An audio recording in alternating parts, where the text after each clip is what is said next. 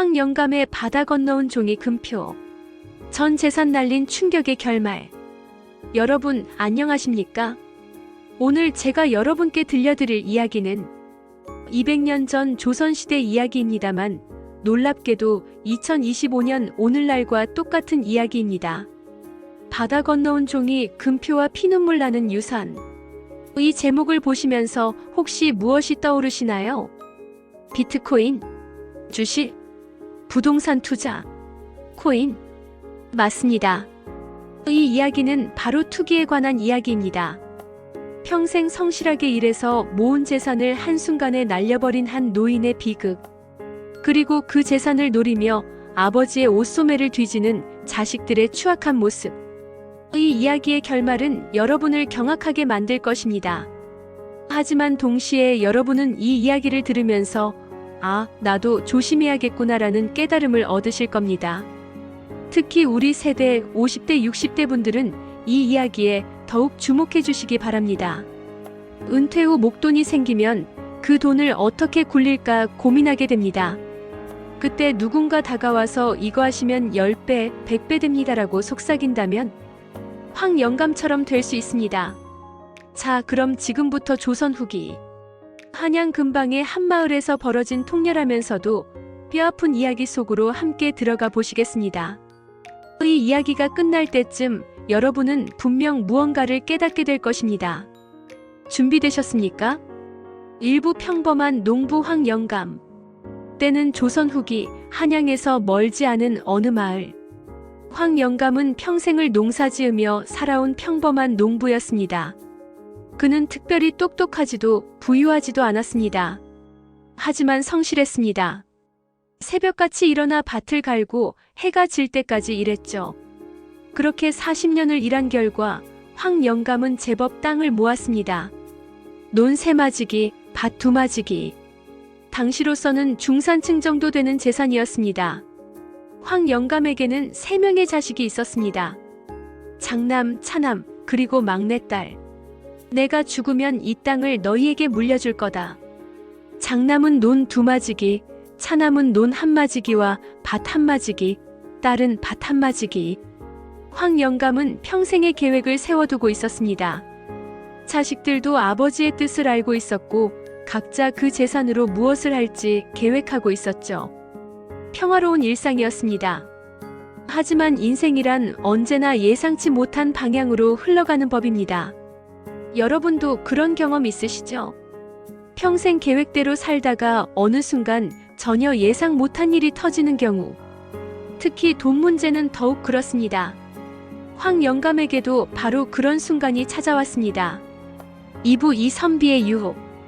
어느 가을날 마을에서 제일 똑똑하다는 이선비가 황영감을 찾아왔습니다. 이선비는 젊은 시절 과거에 급제했다가 낙방한 후 장사로 돈을 번 사람이었습니다. 마을 사람들은 그를 존경했습니다. 학식도 있고 돈도 있으니까요. 황영감, 오늘 좋은 이야기가 있어 찾아왔네. 무슨 이야기인가? 황영감은 이선비를 존중하는 마음으로 차를 대접했습니다. 자네는 평생 농사만 지었지?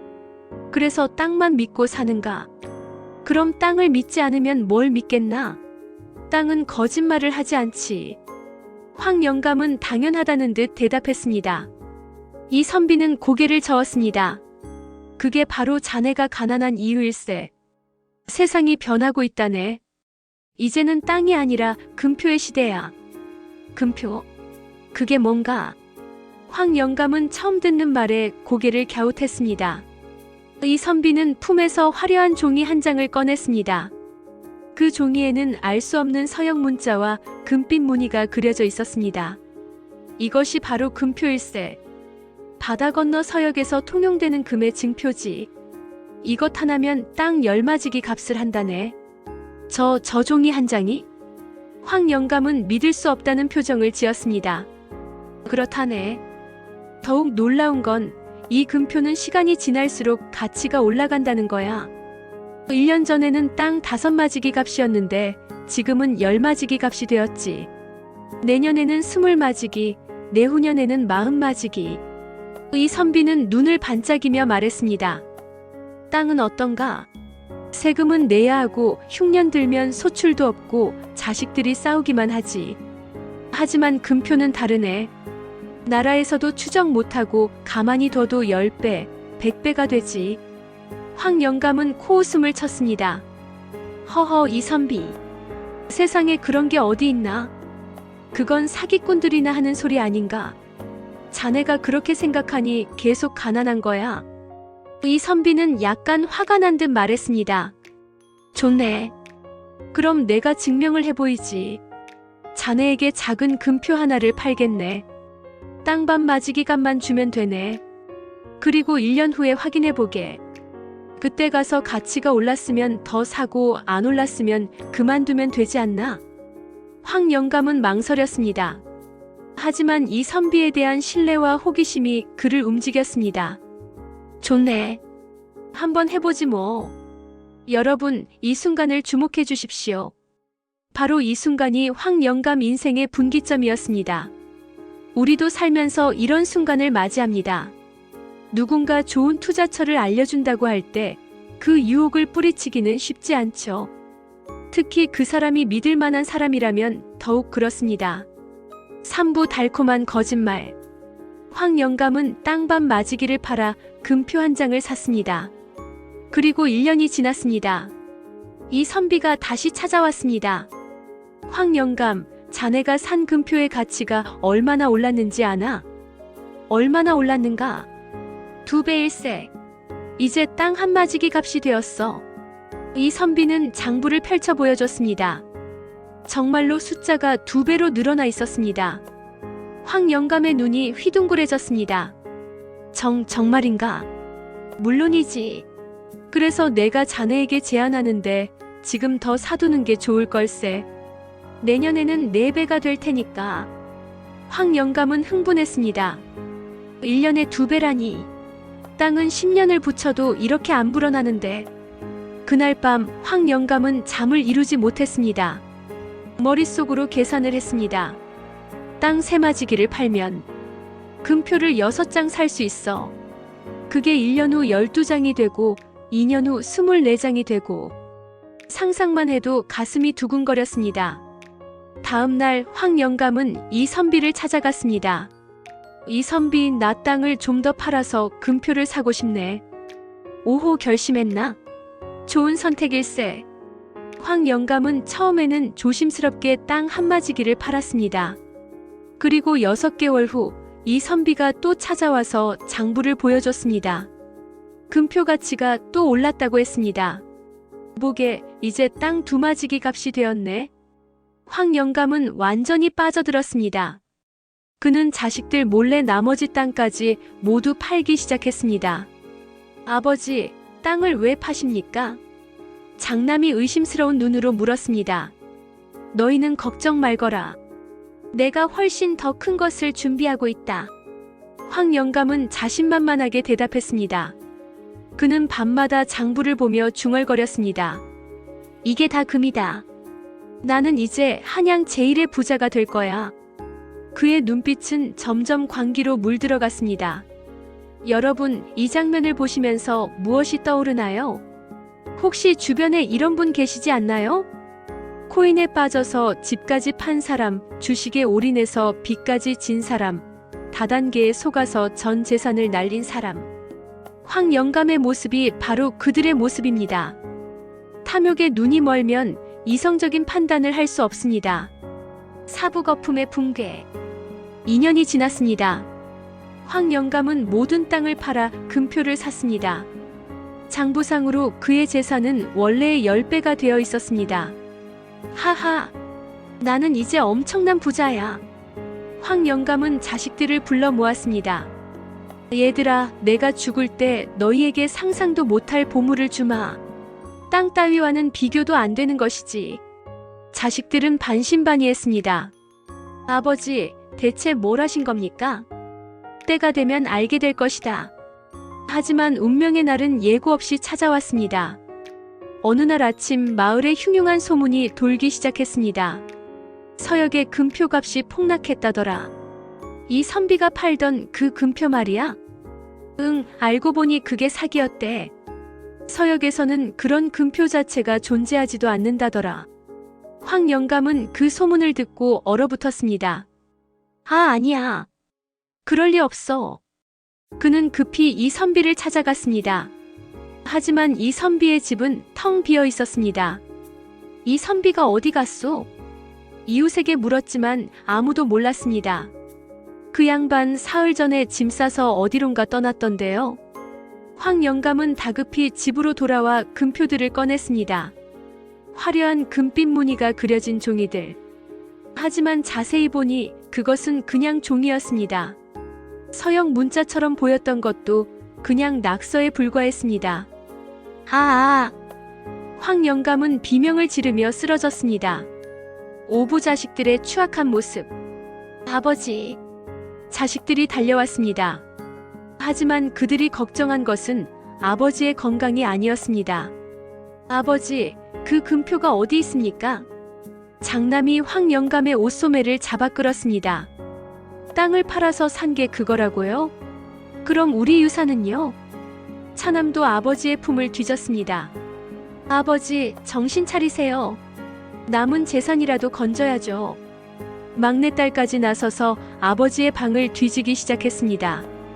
황 영감은 눈물을 흘리며 자식들을 바라봤습니다. 너희들. 아버지가 잘못하신 거잖아요. 우리 유산을 다 날려놓고 평생 고생해서 모은 땅을 종이 쪼가리에 날렸다고요. 자식들은 분노했습니다. 하지만 그 분노는 아버지를 속인 사기꾼에 대한 것이 아니었습니다. 자신들의 유산이 사라진 것에 대한 분노였습니다. 황 영감은 절망했습니다. 재산을 잃은 것보다 더 큰 절망이었습니다. 자식들이 자신을 진심으로 걱정하지 않는다는 사실. 그것이 더 큰 고통이었습니다. 여러분, 이 장면이 과장되었다고 생각하십니까? 아닙니다. 이것은 현실입니다. 부모가 재산을 잃으면 자식들은 부모보다 재산을 더 걱정합니다. 물론 모든 자식이 그런 것은 아닙니다. 하지만 의외로 많은 경우가 이렇습니다. 육부 뒤늦은 깨달음. 황 영감은 모든 것을 잃었습니다. 땅도 돈도 그리고 자식들의 신뢰도. 그는 초라한 오두막에서 홀로 살게 되었습니다. 자식들은 아버지를 돌보기를 거부했습니다. 아버지가 알아서 하세요. 우리 유산 다 날려놓고. 황 영감은 매일 그 종이 금표들을 바라보며 울었습니다. 내가 왜 이렇게 어리석었을까? 평생 일해서 모은 것을 한순간에. 너무 늦은 후회였습니다. 어느 날 마을의 한 노인이 황 영감을 찾아왔습니다. 황 영감, 자네 소식 들었네. 참으로 안타까운 일이야. 나는 바보였네. 자네만 그런 게 아니야. 이 선비에게 속은 사람이 한둘이 아니네. 우리 마을에만 10명이 넘어. 정말인가? 그래. 모두들 욕심에 눈이 멀어 속았지. 나도 조금 샀다가 일찍 알아차려서 손절했네만. 노인은 한숨을 쉬었습니다. 황 영감, 이제라도 정신 차리게. 자식들과 화해하고 남은 인생이나 평화롭게 사세. 하지만 이미 돌이킬 수 없었습니다. 결론, 우리가 배워야 할 진짜 교훈. 여러분, 황 영감의 이야기를 들으시고 어떤 생각이 드시나요? 나는 절대 저렇게 안 되라고 생각하십니까? 하지만 현실은 다릅니다. 이 이야기는 200년 전 이야기지만 2025년 오늘도 똑같이 일어나고 있습니다. 비트코인, 알트코인, 테라루나 사태, PEP 투자, 다단계. 이름만 바뀌었을 뿐 본질은 똑같습니다. 이거 하시면 10배, 100배 됩니다. 이 말에 속아서 전 재산을 날린 사람들이 얼마나 많습니까? 첫 번째 교훈, 쉽게 돈 버는 방법은 없다. 황 영감은 가만히 둬도 10배가 된다는 말에 속았습니다. 세상에 그런 것은 없습니다. 정상적인 투자의 수익률은 연 510% 정도입니다. 그 이상을 약속하는 것은 대부분 사기입니다. 특히 원금 보장, 고수익 보장, 비밀 투자처 같은 말을 하면 무조건 의심해야 합니다. 두 번째 교훈, 모르는 것에 투자하지 마라. 황 영감은 금표가 뭔지도 모르면서 샀습니다. 서역 문자를 읽을 수도 없었고 금표 시장이 어떻게 돌아가는지도 몰랐습니다. 그냥 이 선비를 믿고 샀을 뿐입니다. 여러분도 마찬가지입니다. 비트코인이 뭔지, 블록체인이 뭔지, PEP가 어떤 구조인지 정확히 모르면서 투자하면 안 됩니다. 이해할 수 없는 것에는 투자하지 마십시오. 세 번째 교훈, 전 재산을 한 곳에 몰지 마라. 황 영감은 모든 땅을 팔아 금표에 올인했습니다. 이것이 가장 큰 실수였습니다. 투자의 기본 원칙은 분산입니다. 아무리 확실해 보여도 전 재산의 1020% 이상은 한 곳에 투자하면 안 됩니다. 나머지는 안전한 곳에 보관해야 합니다. 네 번째 교훈, 검증되지 않은 사람을 믿지 마라. 이 선비는 마을에서 똑똑하다고 소문난 사람이었습니다. 하지만 그것만으로 믿어서는 안 됩니다. 투자 제안을 받으면 반드시 다음을 확인하세요. 1. 그 사람의 금융 자격증이 있는가? 2. 등록된 금융회사인가? 3. 금융감독원에 신고된 상품인가? 4. 다른 전문가의 의견은 어떤가? 이 네 가지를 확인하지 않고 투자하면 안 됩니다. 다섯 번째 교훈, 욕심을 경계하라. 황 영감을 망친 것은 사기꾼이 아니라 자신의 욕심이었습니다. 10배, 100배라는 말에 이성을 잃었던 것이죠.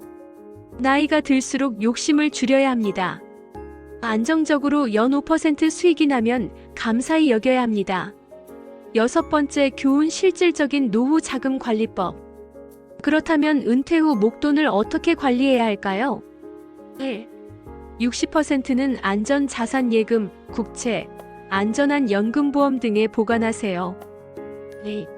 30%는 안정적 투자 배당주, 우량 채권, 부동산 등에 분산 투자하세요. 3. 10%만 공격적 투자 주식, 펀드 등 수익률이 높지만 위험한 곳에 소액만 투자하세요. 4. 절대 금지 목록. 원금 보장, 고수익을 약속하는 것. 이해할 수 없는 복잡한 상품. 지인이 추천하는 비공식 투자. 해외 투자처 검증 불가. 단기간에 큰 수익을 약속하는 것. 5. 전문가 상담, 투자 전에 반드시 금융감독원이나 소비자원에 문의하세요. 일곱 번째 교훈, 자식과의 관계. 황 영감의 또 다른 비극은 자식들과의 관계였습니다. 재산을 잃자 자식들은 아버지를 버렸습니다. 이것을 막으려면 1. 투명한 재산 관리, 자식들에게 재산 상황을 솔직히 공유하세요. 2. 정기적인 대화, 투자하기 전에 자식들과 상의하세요. 객관적인 조언을 들을 수 있습니다. 3. 유산보다 관계, 유산을 많이 남기는 것보다 좋은 관계를 유지하는 게 더 중요합니다. 황 영감의 이야기는 비극입니다. 하지만 이것은 남의 이야기가 아닙니다. 지금 이 순간에도 대한민국 어디선가 황 영감과 똑같은 일을 겪는 분들이 계십니다. 테라루나로 수십억을 날린 분, 코인에 올인했다가 파산한 분, PEP 투자로 노후 자금을 잃은 분. 이분들 모두 황 영감과 똑같습니다. 여러분은 그렇게 되지 마시기 바랍니다. 쉽게 버는 돈은 없습니다. 모르는 것에 투자하지 마세요. 전 재산을 한 곳에 몰지 마세요. 욕심을 경계하세요. 평생 일해서 모은 소중한 재산, 그것을 지키는 것이야말로 진정한 경제적 존엄입니다. 황 영감은 종이 쪼가리를 금으로 착각했습니다. 여러분은 진짜와 가짜를 구별하시기 바랍니다. 오늘 이 이야기가 여러분의 재산을 지키는데 작은 도움이 되었기를 바랍니다. 감사합니다.